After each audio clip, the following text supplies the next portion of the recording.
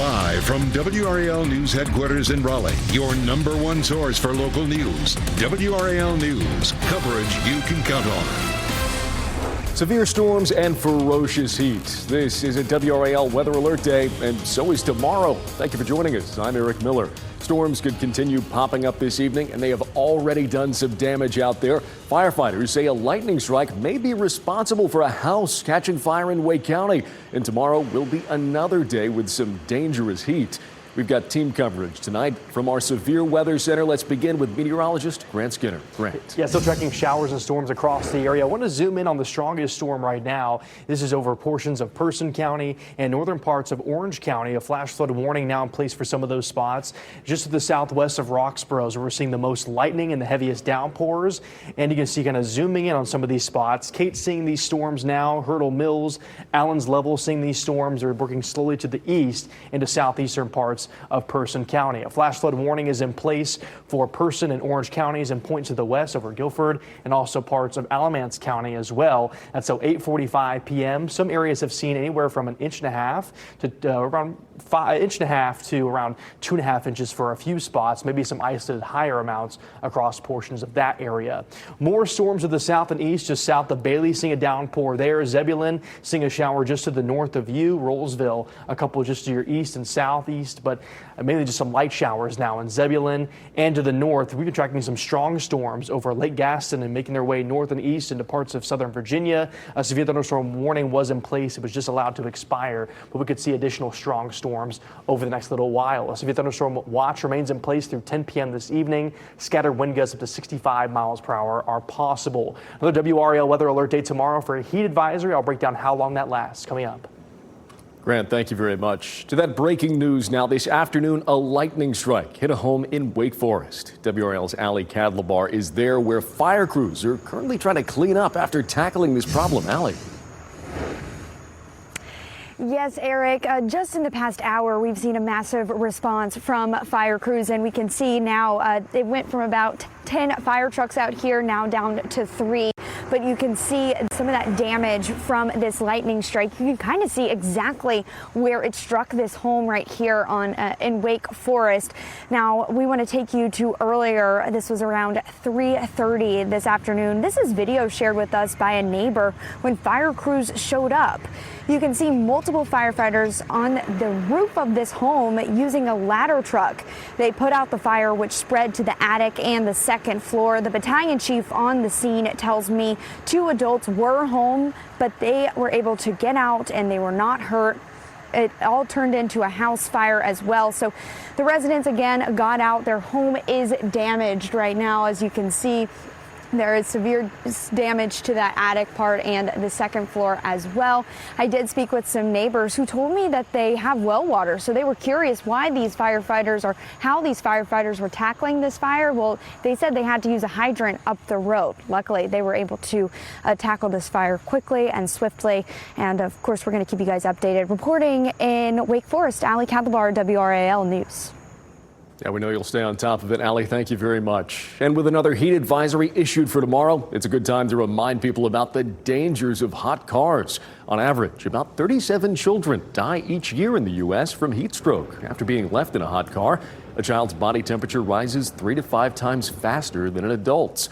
The same is true for pets, whose fur can cause them to overheat quickly. Emergency responders in our state encourage everyone to take steps ahead of time to avoid making a tragic mistake. It's best to have some kind of routine if you can when you have your child in the car, whatever that might be for you, to always remember to check the back seat. Setting an alarm, leaving a stuffed animal in your passenger seat as a reminder, or getting a car that alerts you if something is left in the back seat can all help prevent hot car deaths. It's also important to make sure your car is not accessible to children so they can't climb inside an unlocked vehicle and then become trapped. You can follow severe weather with the newly redesigned WRAL weather app. It's, of course, free to download. Remember to turn on push notifications so you can get the latest weather updates on your phone from wherever you are. Police in Chapel Hill are investigating an overnight armed carjacking. It happened around 2:30 this morning on East Franklin Street near the North Estes Drive intersection. Investigators say 3 men stole a vehicle from 2 people at gunpoint. Nobody was hurt. About 2 hours later, that stolen vehicle turned up in Durham. Investigators are now working to identify and track down the suspects. Police are also looking into any possible connections between this incident and an armed robbery Thursday night. This all comes as UNC campus police are actively investigating a series of car break-ins at two of the university's properties. The most recent break-ins happened Wednesday during the day. Police encourage people to take precautions. That includes locking your car. So easy to do with windows rolled up when you park it. Raleigh police have a suspect in custody they say was involved in a nightclub shooting from last month. On July 30th, police found two women with gunshot wounds at the Libido Lounge on Cavalry Drive. Their injuries were non-life-threatening. Police arrested 18-year-old Malik Royal today. His charges include assault with a deadly weapon with intent to kill. The investigation is ongoing, and Royal is currently in jail. A crash on I-87 in eastern Wake County killed one person. This all happened near the exit for Wendell Falls Parkway. Investigators have not yet released the name of the person who died. We're still working to learn what caused the crash. One man is dead after a crash in Rocky Mount overnight. That crash happened just before 3 this morning on Sunset Avenue near South Wesleyan Boulevard. Police say 23-year-old Marco Brown Jr. was driving westbound when he ran off the road and hit a utility pole. Brown was ejected from the vehicle during the crash and died there at the scene. Police are investigating what exactly led up to the crash. Durham police are looking into a late-night shooting. This happened just before 11 p.m. on Irwin Road near the Durham Freeway in 15501. Officers say a man was shot and taken to the hospital there at that scene. He's listed in fair condition. We've reached out to DPD to find out if they have identified a suspect and if anyone is in custody. A Salisbury family is demanding answers after their 2-year-old son died following complications at an oral surgery center in Greensboro. David Mitchell says his son Ermias was heading in for surgery Thursday morning at Valley Gate Dental Center to fix cavities. But after undergoing anesthesia, something wasn't right. A nurse told his parents his lung collapsed and he was rushed to the hospital. Now his parents want to know how this tragedy could have happened. It's being her miracle baby. It's like her life is stolen from her, and we don't know what to do now. Like, it's so many questions that's unanswered. It's just awful. The surgery center did release a statement following the 2-year-old's death. It reads in part, "The health and well-being of every patient is our highest priority. Since 2019, more than 13,000 patients have safely received care at our Greensboro Ambulatory Surgery Center." While rare, complications can occur unexpectedly, even under carefully controlled circumstances. WRAL Investigates found numerous incidents in recent years in which families experienced similar heartbreak. According to the North Carolina State Board of Dental Examiners, there have been 8 anesthesia-related deaths in the last 13 years statewide. That doesn't include what happened this week in Salisbury. You can find our previous reports at WRAL.com. To breaking news now, data company Astronomer says its CEO has resigned days after a kiss cam at a Coldplay concert showed a man and woman embracing each other and then trying to duck out of the picture. That's become one of the most viral moments of the year. You've definitely seen this. CEO Andy Byron was caught embracing the company's chief people officer at the Coldplay concert in Massachusetts Wednesday when a camera displayed couples in the audience. Both are married to other people. The company stated that Byron did not meet its values and standards.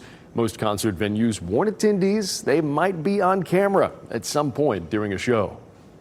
Staff at the Wake County Animal Center say the facility is at critical capacity. The center recently received more than 100 pets in just 1 week.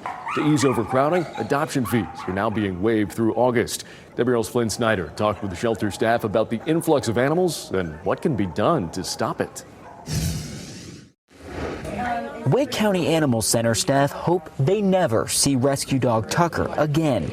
He's trading in his shelter cage for Caridius and Heather Yarborough's house.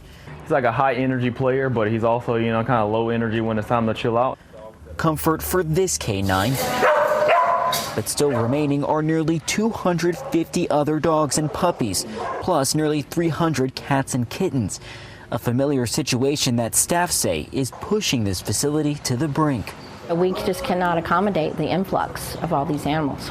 So why is the shelter so full? Staff here blame what they call a lack of local spay-neuter laws. They also believe that some people just don't understand the responsibility of adopting a pet. The hope is once an animal leaves these doors, they won't come back in at a later date. Cindy Lynch coordinates animal transfers at the shelter. In your opinion, what can be done to kind of help the situation here? It's expensive.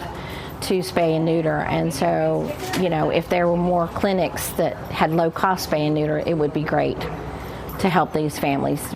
Here, no animal leaves without being spayed or neutered. For the Yarboroughs, it's a small step in helping to curb the big influx. In my opinion, that's pretty sufficient. You know, it's just a matter of like people recognizing, and they also have recommendations for like different clinics and everything they can take their pets to. With Tucker on his way to a new home, staff hope other animals will make a similar and permanent exit. Flynn Snyder, WRAL News, Wake County. And Wake County's budget does include money for a new Wake County Animal Center. The annual Clear the Shelters event typically lasts one day, but this year adoption fees at the facility will be waived through August 31st. Well, straight ahead, pollinator problems. Beekeepers are facing new and more difficult challenges to keep the honeybee population alive. The reasons behind the bee decline and the economic impact for the entire country. And if you see breaking news, have a story tip, or shoot video or pictures of our weather out there, please report it to us. Go to WRAL.com/report it to send your video, pictures, or tip to our news team, and we may feature them right here during our newscasts, online or on the WRAL News app. We'll be right back. Honeybee populations are feeling the sting nationwide, from gardens to grocery stores. According to the USDA, honeybees pollinate 75% of U.S. fruits, vegetables, and nuts. However, the bee population has been declining for almost 2 decades. Last winter alone, we lost 62% of commercial honeybees nationwide. It's devastating for the industry. You know, if you, like you said, if you were a cattle farmer and you lost half of your cows in 1 year and 1 winter to death, that is devastating. It is very, very hard to overcome. Yeah, experts said the decline is due to habitat and climate changes, poor nutrition, and a type of parasitic mite that targets bees and weakens their immune system. Well, shoes hit the pavement early this morning at the Neuse River Trail. Runners and walkers joined Raleigh police for the Run the River event. Participants could choose a 1-mile walk or a 2.5-mile run. Along the way, officers answered questions and shared tips to keep the trail safe. We caught up with Community Engagement Officer Shay Martin. I got officers running or walking in uniform and just building the community or the connection between the community and law enforcement, just understanding that they can trust us and we're one and the same. We're the same people. We just wear a uniform. This event helps support community engagement with Raleigh Police as one of the 5 pillars outlined by new Police Chief Rico Boyce. And I got to say, that's demonstrating some determination making it out for a run today, Grant. Yeah. I would not want to be out there. I would not want to. And the brief time I had was outside today before I was tracking these showers and storms. It was so hot. And the heat advisory in place today, heat index value up to around 106, 107 in Raleigh, and surrounding areas saw up to 109, maybe even higher. It was a very hot day. And then the showers and storms that are still active across radar right now. I want to zoom in on some of these showers and storms. A few of them still ongoing over portions of Person County. This is just south of Roxborough, making their way into Orange County, into Granville County now, and more showers in Orange and Durham County as well. A flash flood warning is in place for areas south of Roxborough, all the way back towards Greensboro and portions of Alamance and Orange counties. Also, you can see a few more ongoing showers, some heavier downpours just north of Wilson and just to the southeast of Wake Forest. These are slowly working their way east. So Rocky Mount could see some additional showers. An aerial flood advisory remains in place for some of those spots from those showers ongoing. Posted this on Facebook earlier. This is sent in by Marty to report it. And over in Durham, lightning striking the Lucky Strike Tower. Some folks were asking, is this a lucky strike? It seems pretty lucky that it would strike that exact spot, but impressive shot there out of Durham. And you can see in South Hill where some of those showers and storms are ongoing as they've made their way into portions of southern Virginia. There's some wet roads there and some rain ongoing with low cloud cover across the area. Severe thunderstorm watch remains in place on this WRAL weather alert day through 10 p.m. this evening for our northern spots for some of those ongoing showers and storms that could pack damaging wind gusts. Also very frequent lightning. A level 2 of 5 risk is in place for our northern spots, mainly north of the triangle. I think the majority of the storms are now into portions of Virginia, but just watch out. Could have a few stronger storms early tonight. Forecast lows mid to upper 70s by tomorrow morning. So it's going to be another warm and humid start tomorrow before another very hot day. Another WRAL weather alert day for your Sunday with another heat advisory in place from 11 a.m. through 8 p.m. Heat index values up to around 109 for some spots, but definitely over 105. Damaging wind gusts are possible with isolated strong storms, mainly north of I-40. And the flooding risk is going to be lower than the past few days, but some localized flooding still can't be ruled out. Heat advisory for almost the entire area. Peak heat index, I just mentioned that, up to 109 for some spots. That expires at 8 p.m. tomorrow evening, so it's going to be a long-lasting heat. You can see by 11 a.m. noon, around 100 degrees for the heat index. That continues to the afternoon and lingers into parts of the early evening. So again, drink plenty of water, take breaks in the AC when you can. A level 1 of 5 severe risk for our northern spots tomorrow. So we could see some isolated strong storms. This is the rest of tonight. Some brief showers and storms linger, but most stay dry through early tonight after these lingering showers and storms that we're still seeing this evening. Tomorrow morning is quiet. This is 2 o'clock tomorrow afternoon. Mainly just scattered clouds. And this forecast model is on the lower side in terms of those rain chances for tomorrow. So this is kind of a new trend. This is our latest forecast model, bringing you up-to-date information on when those showers and storms could move through. And you can see it's very isolated and mainly in our northern spots. But still a WRAL weather alert day tomorrow for that intense heat, highs in the mid-90s. Heat index values far over 100 degrees. Finally, some cooler temperatures, mid to upper 80s by the middle of next week, and some lower rain chances finally. Yeah, roller coaster out there. Grant, thank you very much. And you know what? A roller coaster on the links as well. British Open today, Pat. Yeah, talk about moving day. It was wild out there, and you couldn't ask for a much better storyline than Rory McIlroy versus Scottie Scheffler at the British Open. And how do you make it in NASCAR? Well, a lot of drivers start in a go-kart. Meet a Clayton girl chasing the dream. Next.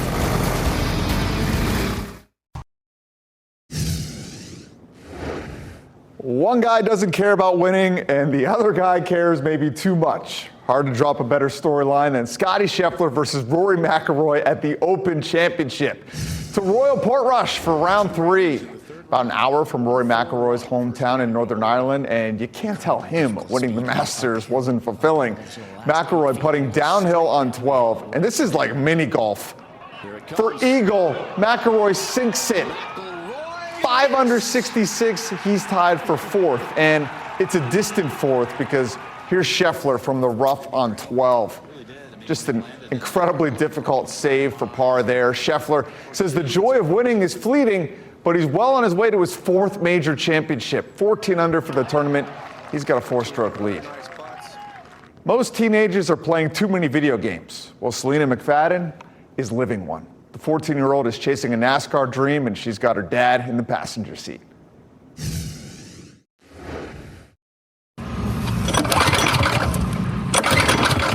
Gentlemen, start your engines. It's been a few weeks since we started it. We're going to take that again. Ladies and gentlemen, start your engines. Just getting myself all situated into the seat, waiting to be fired up. There it is. Hi, I'm Selena McFadden, and I race Junior Briggs. Selena is in her first full season in the Trackhouse Motorplex Karting Challenge, which races in North and South Carolina. When we're on the track, it's about 60 to 70. It feels a lot faster because you're closer to the ground. The need for speed runs in the family. Name's Daryl McFadden. I am Selena's dad and her mechanic. How does it feel out there? Good. Daryl McFadden started racing when he was 11 years old. My